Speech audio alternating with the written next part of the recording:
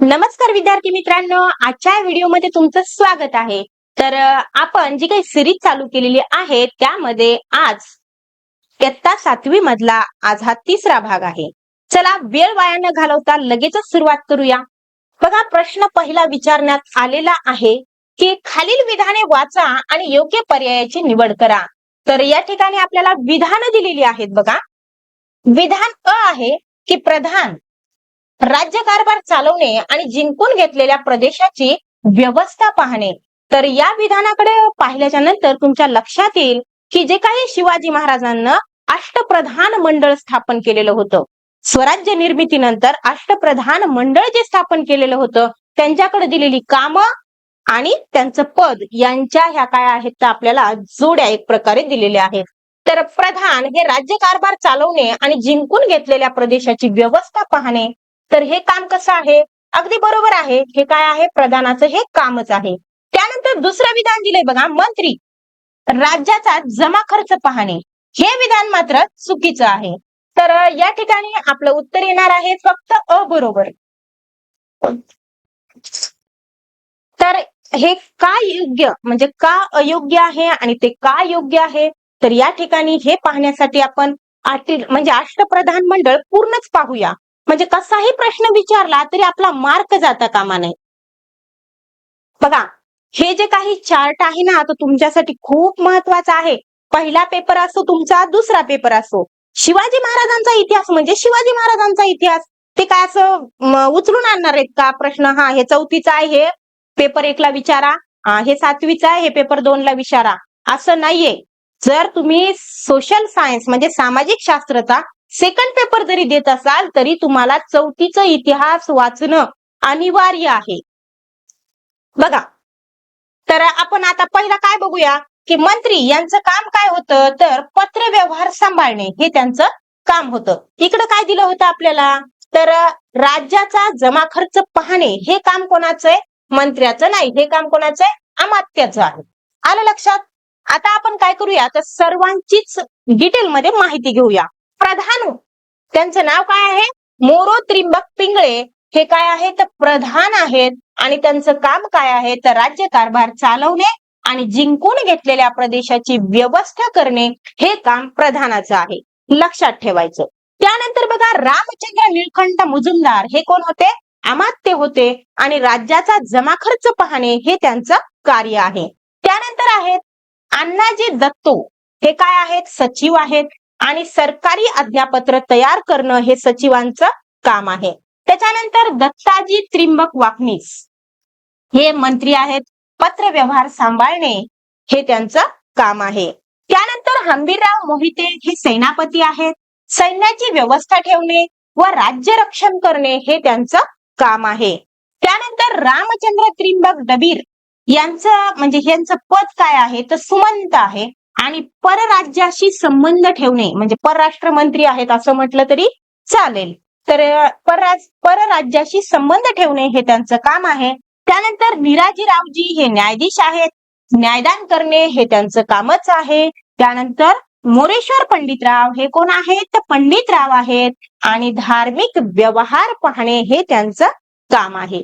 मग आणखीन एक महत्वाची गोष्ट अशी आहे, बघा सर्व तुम्हाला दिसतंय योग्यरित्या, तर याच्यामध्ये जर युद्धाचा प्रसंग आला तर अष्टप्रधान मंडळापैकी 6च्या 6 पदावरील वरच्या 6च्या 6 पदावरील लोकांना युद्ध प्रसंगी युद्धाला जावे लागत असे, परंतु दोघांना युद्धाला जाण्याची गरज नव्हती. ते म्हणजे कोण होते, तर न्यायाधीश आणि पंडित. युद्धाला जाण्याची गरज नव्हती, किंवा मी इथं असं लिहिते, युद्धाला जात नसत असं लिहिते. जात नसे, नसे हे लक्षात असू द्या बरं. तर हे दोघ जण युद्धाला जाण्याची गरज नव्हती. युद्धाच्या प्रसंगी सुद्धा न्यायाधीश आणि पंडित.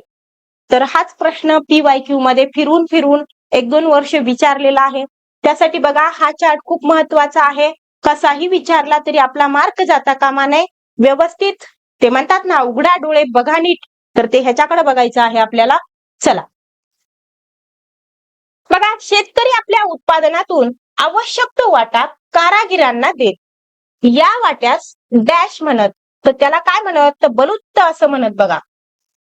बलुत्त असं म्हणत. मग हे बलुत्त नेमकं आहे काय, तर बघा एक प्रकारे काहीही घ्यायचं असेल तर आपल्याला पैसे लागतात. तर अगोदरच्या काळी तसं नसायचं. तर काय व्हायचं नेमकं, तर गावामधील जो काही लोहार असेल तर तो समजा खुरप बनवत असेल किंवा नांगराचा फाळ बनवत असेल, तर शेतकऱ्याला त्याची गरज असेल तर मग ते काय करणार, शेतकऱ्याला देणार, वस्तू देणार. त्याच्या बदल्यामध्ये शेतकरी काय करणार, तर धान्य देणार त्याला. तर अशा पद्धतीच्या देवाणघेवाणीला बलुत्त पद्धत असं म्हणतात. तर निश्चितच तुम्हाला समजलं असेल. पुढे जाऊया. प्रश्न आहे की शाहूकार म्हणजे राज्याची व राज्यश्रीची शोभा असे आज्ञापत्रातील वर्णन डॅश यांना केलेले आहे. तर कोणी केलेलं आहे ते वर्णन, तर ते वर्णन शिवाजी महाराजांनी केलेलं आहे. बघा, महाराजांनी पोर्तुगीजांच्या प्रदेशातून स्वराज्यात येणाऱ्या मिठावर जकात बसवली. काय कारण होतं त्याचं, तर आपल्याला कारण विचारलेलं आहे. तर यावर सुद्धा काय केलेलं आहे, प्रश्न पडलेला आहे. प्रश्न थोडा वेगळा असेल. तर मी जे काही प्रश्न काढलेले आहेत ते कसे काढलेले आहेत, टीईटीच्या धर्तीवर काढलेले आहेत आणि त्याचबरोबर PYQचा त्याला आधार आहे. म्हणजेच हे प्रश्न तुमच्यासाठी अत्यंत महत्वाचे आहेत. त्याचबरोबर कुठलाही पॉइंट मिस होणार नाही याची मी वारंवार काळजी घेत आहे. बघा, तर कशामुळे बरं पोर्तुगीजांच्या मिठावर जकात बसवली होती, याचं काय कारण आहे, तर पर्यायामध्ये कसं दिलंय बघा. महाराजांना पोर्तुगीजांकडून जास्तीचे पैसे मिळवायचे होते, असं तर काही कारण नसणार आहे. त्यानंतर बघा, महाराजांना मिठाच्या व्यवसायातून मोठा फायदा करून घ्यायचा होता. तर असं तर होणारच नाही. ते शिवाजीराजे भोसले होते, त्यांना पैशातून पैसा वगैरे मिळवण्याचं अजिबात त्यांचा हेतू नसणार आहे त्या मागचा. त्यानंतर बघा, पोर्तुगीजांकडून येणारे मीठ महाग होऊन त्याच्या आयातीत घट व्हावी आणि स्थानिक मिठांची विक्री वाढावी, हा त्यामागचा काय आहे, तर उदात्त हेतू आहे. तर पोर्तुगीजांकडून येणारं जर मीठ त्याच्यावर जकात जास्त बसवली तर ते मीठ काय होणार आहे, स्वराज्यातील लोकांना म्हणजे जास्त किमतीमध्ये विकलं जाणार आहे. आणि मग स्वराज्यातील लोकांना काय दिसेल, तर आपल्या स्वराज्यातील मीठ हे बाहेरून येणाऱ्या मिठापेक्षा काय आहे, स्वस्त आहे. म्हणून आपले लोक काय करतील, तर स्वराज्यातीलच मिठाकडे वळतील किंवा त्यांचेच ग्राहक बनून राहतील. पोर्तुगीजांचं मीठ विकत घेणार नाहीत. हा शिवाजी महाराजांचा उदात्त हेतू होता की स्वातंत्र्याचं किंवा आपल्या स्वराज्याच्या मिठाची विक्री वाढावी आणि त्यांची कमी व्हावी. त्यानंतरचा बघा, स्थानिक मिठाची विक्री थांबवणे हे तर काही नाहीच. तर या ठिकाणी आपलं उत्तर तर आलेलं आहे. तर मी जे तुम्हाला आता सांगितलेलं आहे तेच सर्व या ठिकाणी दिलेलं आहे. बघा, इथं दिलेलं आहे. स्वराज्यात येणाऱ्या मिठावर जकात बसवली. का बसवली, तर पोर्तुगीजांकडून येणारे मीठ महाग होऊन त्यांच्या आयातीत घट व्हावी आणि स्थानिक मिठाची विक्री वाढावी, हा यामागचा हेतू होता. बाकीचं ही सर्व महत्वाचं आहे ते तुम्ही वाचून घ्या. तर बघा, प्रश्न विचारण्यात आलेला आहे की शिवाजी महाराजांचे लष्करी व्यवस्थापन याविषयी अयोग्य विधान शोधा. तर ते शिवाजी महाराजांचं जे लष्कर होतं त्याच्याविषयीचं आपल्याला चुकीचं विधान शोधायचं आहे. आधी पहिलं डोक्यात फिट करायचं की आपल्याला अयोग्य विधान शोधायचं आहे आणि मग जायचं विधानांकडं. बघा, पहिलं विधान आहे, महाराजांच्या लष्कराची विभागणी 3 भागामध्ये होती. तर या ठिकाणी पहिलंच विधान काय आहे, चुकीचं आहे. तर महाराजांच्या लष्कराची जी विभागणी होती ती 2 भागामध्ये होती. एक म्हणजे काय होतं, तर पायदळ होतं. काय होतं, पायदळ होतं. आणि दुसरं काय होतं, तर घोडदळ होतं. अशा पद्धतीनं म्हणजे पहिलं विधान चुकीचं आहे आणि आपल्याला अयोग्यच विधान निवडायचं आहे. म्हणून हे विधान काय आहे, म्हणजे हा पर्याय बरोबर आहे. तर बघा, दुसरं विधान दिलंय, पायदळात हवालदार, जुमलेदार असे अधिकारी होते. तर अगदी बरोबर आहे, हे विधान बरोबर आहे. बघा, प्रश्न कसाही विचारला जाऊ शकतो, तर कसं विधान योग्य आहे आणि कसं विधान अयोग्य आहे याच्याकडे नीट लक्ष द्या. त्यानंतर म्हणलंय की पायदळाच्या सर्वोच्च अधिकाऱ्याला सरनौबत म्हणत. तर हे पण बरोबर लक्षात ठेवा. काय आहे, बरोबर आहे. त्यानंतर नेताजी पालकर, प्रतापराव गुजर, हंबीरराव मोहिते असे महाराजांच्या घोडदळाचे प्रसिद्ध सरनौबत होते. हे पण विधान अगदी बरोबर आहे. तर हे जे घोडदळाचे सरनौबत आहेत की नाही, लक्षात असू द्या बरं. याच्यावर सुद्धा प्रश्न विचारण्यात आलेला आहे. प्रश्न कसा विचारला होता बघा बरं. मी थोडस तुम्हाला इथं समजून सांगतेच, कारण कसं आहे माहितीये का, लय महत्वाचं आहे, सगळंच लय महत्वाचं आहे. बहिर्जी नाईक बरोबर जर काय असेल हेर खात्याचे प्रमुख,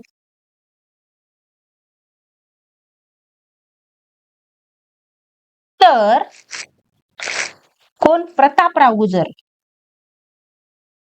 बरोबर. इथं काय आहे ते आपल्याला शोधायचं होतं. तर बघा, बहिर्जी नाईक, बहिर्जी नाईक हे काय आहेत? हेर खात्याचे प्रमुख आहेत. तर प्रतापराव गुजर कोण आहेत? तर प्रतापराव गुजर कोण आहेत? घोडदळाचे सरनौबत. घोडदळाचे सरनौबत. आलं का लक्षात? तर हे PYQ ला प्रश्न विचारण्यात आलेला आहे. जर समजा असं केलं की तिथं प्रतापराव गुजर ऐवजी जर आपल्याला नेताजी पालकर दिलं, हंबीरराव मोहिते दिलं, तर सुद्धा आपण लक्षात ठेवलं पाहिजे. कारण की PYQ चा जर अभ्यास केला तर थोडस फेरफार करून प्रश्न येतात. म्हणून थोडस PYQ कडे जरा काय म्हणते, जरा नजर उघडी म्हणजे काय, डोळे उघडे ठेवूनच पाहणं गरजेचं आहे. तर तीच माहिती जी की मी तुम्हाला सांगितलेली आहे ती इथं दिलेली आहे बघा. लष्करी व्यवस्थामध्ये महाराजांच्या लष्कराची विभागणी 2 भागामध्ये होती. इथं काय म्हणलंय? 3 भागामध्ये होती. म्हणून हे विधान चुकीचं आहे. इथं बघा, पायदळात हवालदार, जुमलेदार असे अधिकारी असत. त्याचबरोबर पायदळाच्या प्रमुखास काय म्हणत? सरनौबत म्हणत. आणि तो पायदळाचा सर्वोच्च अधिकारी होता. घोडदळात 2 प्रकारचे स्वार होते, ते आपण पाहिलं, आपण नंतर पाहणारच आहोत. त्यानंतर बघा, नेताजी पालकर, प्रतापराव गुजर, हंबीरराव मोहिते हे काही महाराजांच्या घोडदळातील सरनौबत प्रसिद्ध होते. हे विधान आपल्यासाठी महत्वाचं आहे. त्यानंतर बघा, विधान अ दिलेलं आहे की सिल्लेदाराकडे स्वतःचा घोडा व स्वतःची हत्यारे असत. आणि विधान ब दिलेलं आहे की बारगिराला सरकारकडून घोडा व हत्यारे दिली जात. तर ही दोन्ही विधान काय आहेत? तर बरोबर आहेत. बघा कसे बरोबर आहेत? तर बारगिराला सरकारकडून घोडा आणि हत्यारे दिले जायचे. तर थोडक्यात काय म्हणायचं, तर बारगीर म्हणजे सरकारी नोकर आहे. याला काय आहे? सरकारी नोकरी आहे. त्याला काय देतोय? सरकारच घोडा देतोय आणि सरकारच हत्यारे देतोय. हे एवढं लक्षात ठेवायचं की बारगीर हा काय आहे? सरकारी नोकर आहे किंवा त्याला सरकारी नोकरी आहे. तर कधीही जर प्रश्न विचारला तर बारगिराला काय काय, सरकारकडून घोडा आणि हत्यारे असं जर विधान आलं ते योग्य आहे. आणि शिल्लेदाराकडे स्वतःचा घोडा आणि स्वतःचे हत्यारे असतात. म्हणजे ही दोन्ही विधान काय आहेत? तर बरोबर आहे. तर तीच माहिती इथं दिलेली आहे बघा. सिल्लेदार आणि दुसरा असतो बारगीर. सिल्लेदाराकडे स्वतःचा घोडा, स्वतःची हत्यारे, आणि बारगिराला सरकारकडून घोडा आणि हत्यारे दिली जातात. तर ही माहिती सगळी वाचून घ्या. महाराजांच्या हेर खात्याचे प्रमुख कोण होते? हेर खात्याचे प्रमुख तर आपण आता पण पाहिलेलं आहे की बहिर्जी नाईक. बहिर्जी नाईक हे काय आहेत? तर महाराजांच्या हेर खात्याचे प्रमुख आहेत. जेव्हा शिवाजी महाराजांनी सुरतवर छापा टाकला त्या अगोदर सुरत मधील खडानखडा माहिती कुणी आणली होती? तर ते यांनाच आणली होती. गुप्त हेरांनीच काय केलेली होती? हेर खात्याने काय केली होती? त्या ठिकाणची सर्व गुप्त माहिती आणली होती. हे बघा इथं दिलंय ते. सुरतच्या मोहिमेपूर्वी तेथील खडानखडा माहिती आणली होती. कुणी आणली होती मग? आपले ते बहिर्जी नाईक. हे बघा, बहिर्जी नाईक हे हेर खात्याचे प्रमुख होते. हे विधान महत्वाचं आहे. बाकीचं तुम्ही वाचून घ्या. बघा, गटात न बसणारा शब्द ओळखा. आता आपल्याला गटात न बसणारा शब्द ओळखायचा आहे. दिलंय आपल्याला रायगड दिलंय, प्रतापगड दिलंय, पावनगड दिलंय आणि पद्मदुर्ग दिलेला आहे. मग लगेच तुम्ही काय म्हणता की बाबा ह्याचा पण काय शेवटी हे काय प्रत्यय लागलेला आहे. गड, इथं पण गड लागलाय, इथं पण गड लागलाय आणि इथं दुर्ग लागलाय, म्हणजे हे आपलं उत्तर आहे. बरोबर आहे. असं पण आपलं उत्तर काय आहे? पद्मदुर्गच आहे. परंतु हे प्रत्यय लागल्यामुळं नाहीये. हे कशासाठी आहे? तर हे जे रायगड आहे, प्रतापगड आहे, पावनगड आहे, हे काय आहेत? तर डोंगरी किल्ले आहेत. डोंगरी किल्ले आहेत. आणि हा जो काय पद्मदुर्ग आहे ना, तर तो सागरी किल्ला आहे.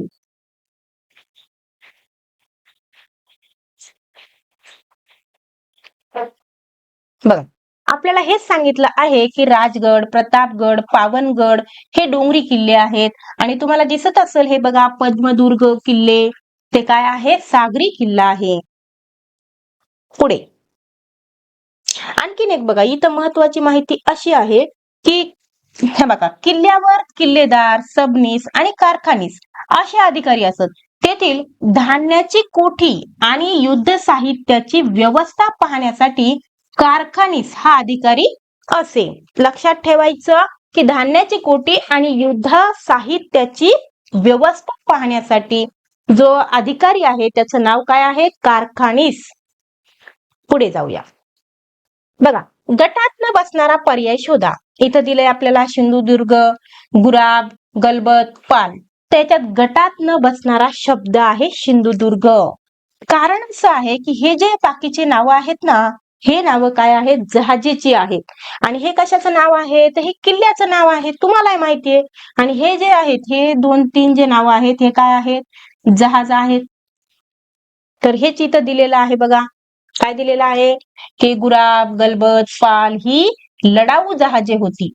तर बघा इथं सांगितलंय की कल्याण भिवंडीची खाडी, विजयदुर्ग आणि मालवण येथे जहाज बांधणी केली जात. जहाजे या ठिकाणी काय केली जात? तयार केली जात. त्यानंतर महत्वाचं असं आहे की मायनाक भंडारी, कोण?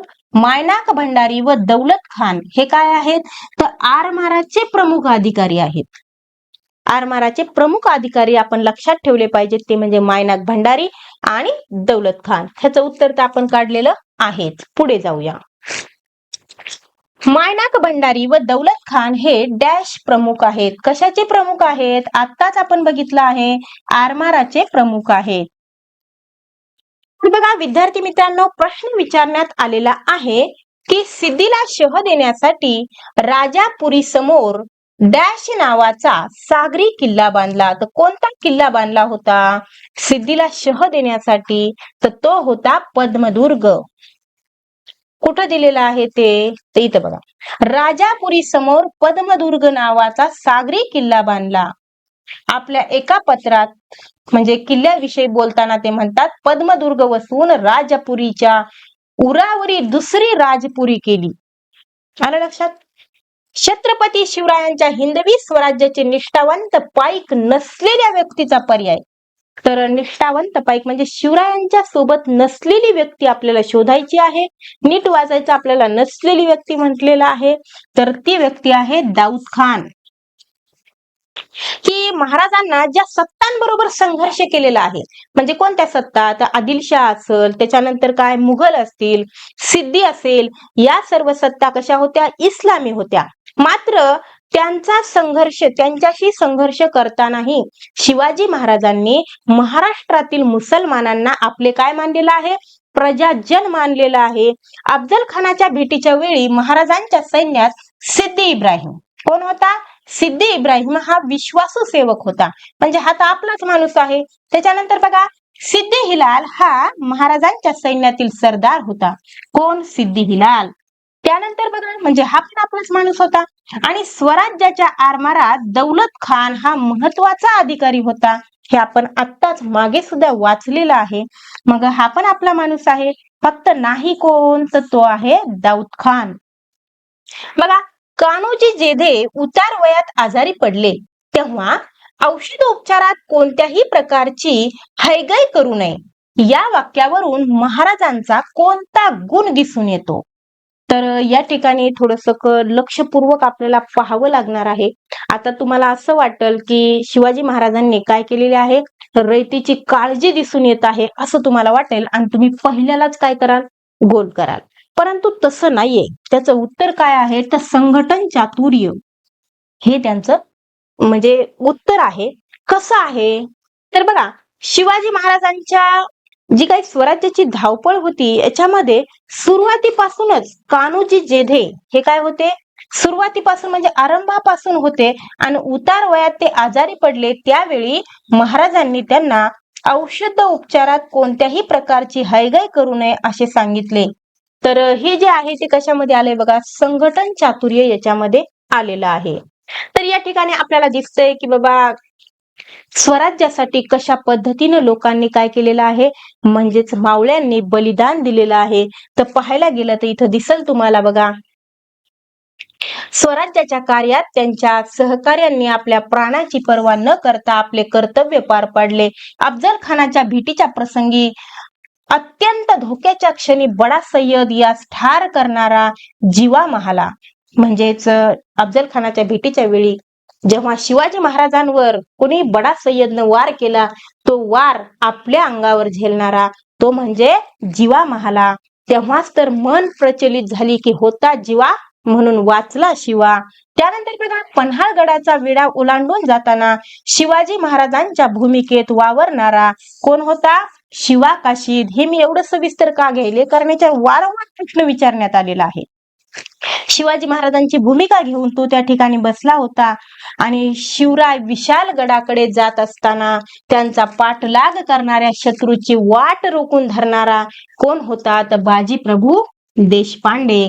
पुरंदरचा किल्ला लढवणारा मुरारबाजी देशपांडे. सिंहगड जिंकण्यासाठी धारातीर्थी पडलेले तानाजी मालुसरे, ज्यांना की आपल्या मुलाचं लग्न सोडून कुठे गेले होते, ते म्हणले आधी लग्न कोंढाण्याचं मग लग्न रायबाचं, अशा पद्धतीनं. आणि मग कोंढाण्या किल्ल्याचंच नवं नाव काय आहे, सिंहगड. सिंहासारखा मावळा गेला त्यामुळं त्यांना काय केलं, कोंढाण्याला सिंहगड असं नाव दिलेलं आहे. त्यानंतर बघा, महाराजांची आग्र्याहून सुटके प्रसंगी मोठी जोखीम पत्करणारे हिरोजी फर्जत आणि मदारी मेहता, तर यांना काय केलं होतं की शिवाजी महाराजांची तब्येत बरी नाही म्हणून काय करायचं होतं, साधू संतांना किंवा मालवीय यांना काय करायच्या होत्या, तर पेठाऱ्यामध्ये मिठाई पाठवायची होती. असं जयसिंगाकडून परवानगी मिळवली होती, औरंगजेब बादशाहकडून, है की नाही.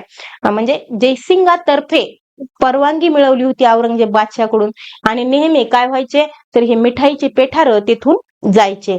मग एक दिवस काय केलं, तर शिवाजी महाराज स्वतःच त्या पेठाऱ्यात बसले आणि शिवाजी महाराजांच्या जागेवर हिरोजी फर्जत हे काय झाले, शिवाजी महाराजांच्या जागेवर झोपले आणि मदारी मेहतर हे त्यांचे पाय दाबत बसले. आणि त्या ठिकाणाहून शिवाजी महाराज निसटले ते कायमचेच, म्हणजे मराठ्यांचा सिंह निसटला तो कायमचाच. अशा पद्धतीनं ही जी उदाहरणं आहेत ती स्वराज्य उभारणीच्या कार्यात आढळतात. महाराज आपल्या सहकार्यांची काळजी घेत असत, त्यामध्ये उदाहरण दिलेलं आहे बघा. हे आलं का लक्षात. त्यामुळं याचं उत्तर काय आहे, तर याचं उत्तर आहे संघटन चातुर्य. ते कशा पद्धतीने सहकार्यांची काळजी घेत होते हे या उदाहरणावरून आपल्या लक्षात येतं. आणि कशा पद्धतीनं जीवाला जीव मावळ्यांना दिलेला आहे ते पण आपल्या लक्षात येईल. जसं की मुघल इतिहासकार खफी खान लिहितो की या खुदा क्या लोग है ये मराठे, कोणी तोफांचा आवाज ऐकेपर्यंत प्राण सोडत नाही, तर कोणी आपल्या मुलाचं लग्न बाजूला सोडून गड सर करायला जातो, तर कोणी शिवाजी महाराजांचा शब्द राखण्यासाठी पिसाळलेल्या हत्तीशी झुंज देतो, तर कोणी हसत हसत मृत्यूच्या पालखीत बसतो, तर कोणी मृत्यूच्या अंथरुणात झोपतो. अशा पद्धतीनं जीवाला जीव देणारे मावळे होते, म्हणूनच तर स्वराज्य निर्माण झालेलं आहे. शिवरायांनी मुघलांच्या सेवेत असलेला डॅश यास बुंदेलखंडात स्वतंत्र राज्य निर्माण करण्याची प्रेरणा दिली. कोणाला दिली होती शिवाजी महाराजांनी स्वतंत्र राज्य करण्याची प्रेरणा, तर स्वतंत्र राज्य निर्माण करण्याची प्रेरणा दिली होती छत्रसालला. बघा तुम्हाला इथं दिसल, कुठे दिसते का छत्रसाल, हे बघा इथं की मुघलांच्या सेवेत असलेला छत्रसाल जेव्हा महाराजांना भेटला तेव्हा त्यांनी त्यास बुंदेलखंडात स्वतंत्र राज्य निर्माण करण्याची प्रेरणा दिलेली आहे. म्हणजे स्वातंत्र्य, शिवाजी महाराजांची नेमकी संकल्पना काय होती ती जर समजून घ्यायची असेल तुम्हाला, तर बघा, शिवाजी महाराजांच्या स्वराज्य स्थापनेच्या प्रयत्नांना एक वेगळेच मूल्य होते. म्हणजे शिवाजी महाराजांचं जे स्वतंत्र म्हणजे स्वराज्य स्थापनेचं जे काही मूल्य आहे, जे काही हेतू आहे ते वेगळा होता. ते मूल्य स्वातंत्र्याचे होते. कसे होते, स्वातंत्र्याचे होते. दुसऱ्या कोणत्याही सत्तेचे वर्चस्व न मानता आपले स्वातंत्र्य व सार्वभौम अस्तित्व ठेवणे हा हेतू त्यामागे होता. परकीय व अन्यायी सत्तांच्या विरोधात संघर्ष करताना महाराजांनी इतरांनाही स्वातंत्र्याची प्रेरणा दिली आणि त्याच्यामध्ये छत्रछाल हा पण एक होता. पुढे जाऊया. बघा, शिवरायांच्या धार्मिक सहिष्णू धोरणाचे वर्णन त्यांच्या समकालीन इतिहासकार डॅशने केले. कुणी केलेले आहे? तर ते खफी खानने केलेले आहे. आणि कशा पद्धतीने वर्णन केलंय ते पण एकदा नीट बघा बरं तुम्ही. तर तो म्हणतो की महाराजांचं धार्मिक धोरण कसं होतं? सहिष्णू होतं. शत्रूकडून एखादा प्रदेश जिंकून घेतला असता तेथील मुस्लिम धर्मस्थळांना आधीपासून प्राप्त असलेल्या सोयी सवलती ते तशाच चालू ठेवत. त्यांच्या सहिष्णू धार्मिक धोरणाबद्दल समकालीन इतिहासकार खफी खान लिहितो. काय लिहितो तो? तर शिवाजीने आपल्या सैन्यासाठी असा सक्त नियम केला होता की मोहिमेवर असताना मशिदीला धक्का लावू नये. कुराणाची एखादी प्रत हाती पडल्यास तिला पूज्य भाव दाखवून ती मुसलमान व्यक्तीच्या स्वाधीन करावी. तर अशा पद्धतीचं धार्मिक आणि सहिष्णू वर्तन असणारे छत्रपती शिवाजी महाराज होते. पुढे बघा, शिवरायांच्या काळात बारगीर हे संबोधन किंवा पद कोणत्या सैन्य दलाशी होतं किंवा सैन्य दलाशी संबंधित आहे? तर कशाशी होतं ते संबंधित? तर ते घोडदळाशी संबंधित होतं. तमिळ काव्याचे पितामह डॅश यानं शिवाजी महाराज हे आपल्या सहकाऱ्यांना उद्देशून बोलत आहेत असा प्रसंग कल्पून रचना केलेली आहे. तर ती रचना कोणी केलेली आहे? तर ती केलेली आहे सुब्रमण्यम भारती यांना.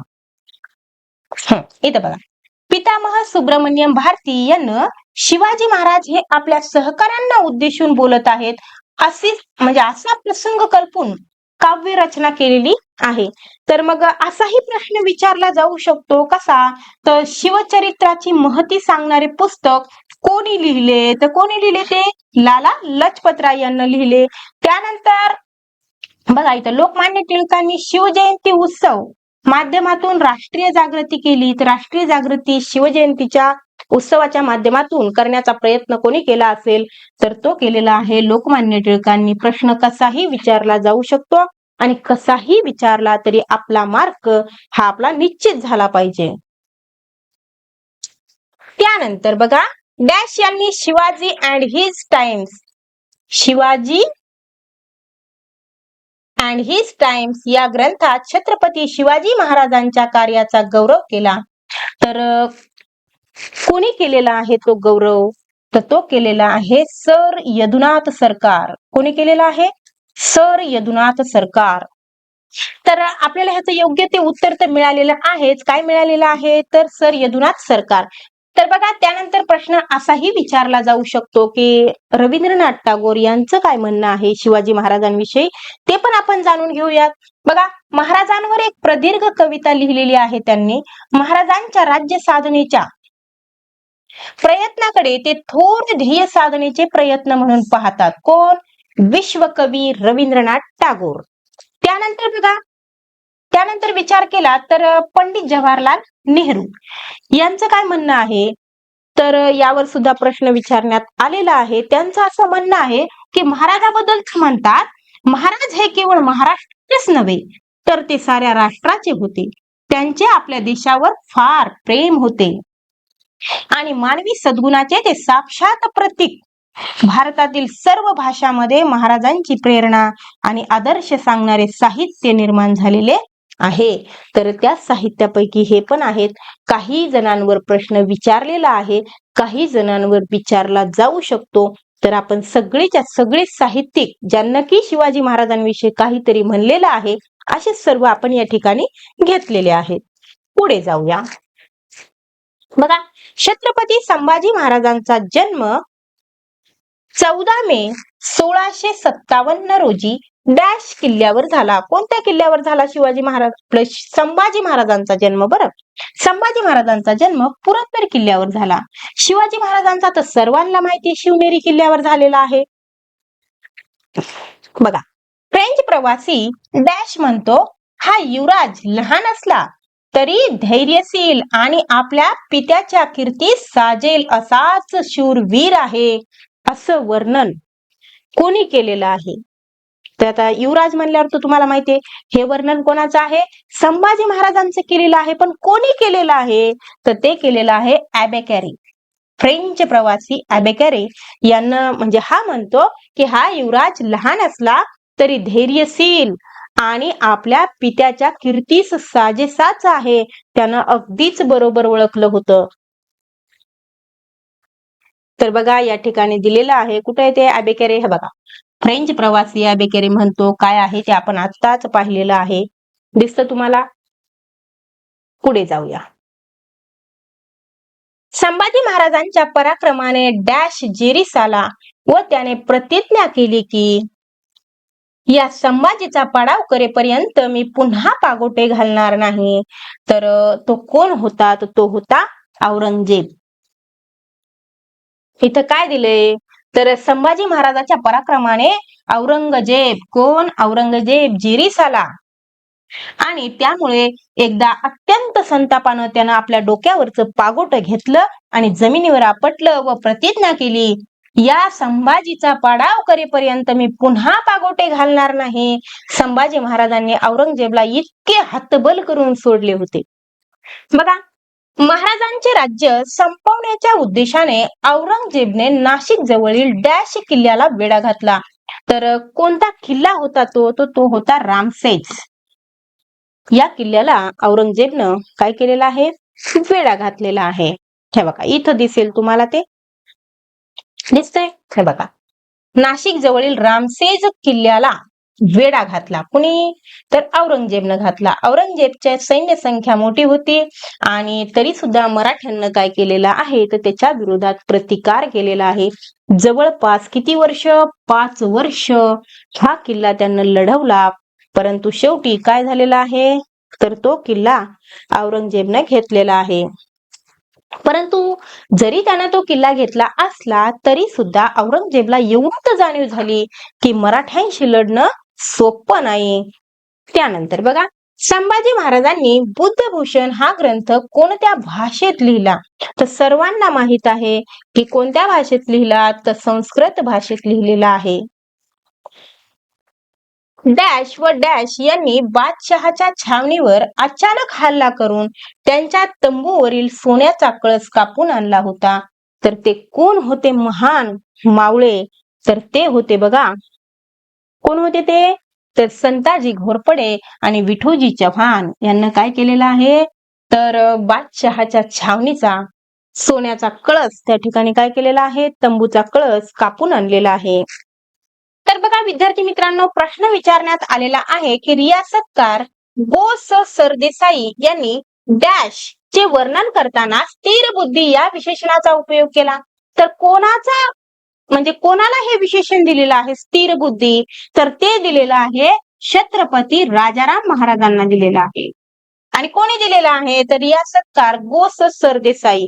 तर गो स सरदेसाई रियासतकार जे आहेत, तर रियासतकाराचं पूर्ण नाव काय, आणि त्याचबरोबर हा प्रश्न म्हणजे की स्थिर बुद्धी हे विशेषण कोणाला दिलेलं आहे, अशा पद्धतीने म्हणजे पहिला पेपर आणि दुसरा पेपर दोन्हीही पेपरला यांच्यावर प्रश्न आलेला आहे, म्हणजे रियासतकार यांच्यावर आलेला आहे. त्यामुळे मुघलकालीन जे इतिहासकार आहेत त्यांचा, त्याचबरोबर ज्यांचा ज्यांचा उल्लेख पुस्तकात आलेला आहे त्या सर्वांचा अभ्यास आपण बारकाईने केला पाहिजे. तर विद्यार्थी मित्रांनो, तुम्हाला व्हिडिओ कसा वाटला हे नक्की कमेंटद्वारे कळवा. भेटूया पुढच्या व्हिडिओमध्ये.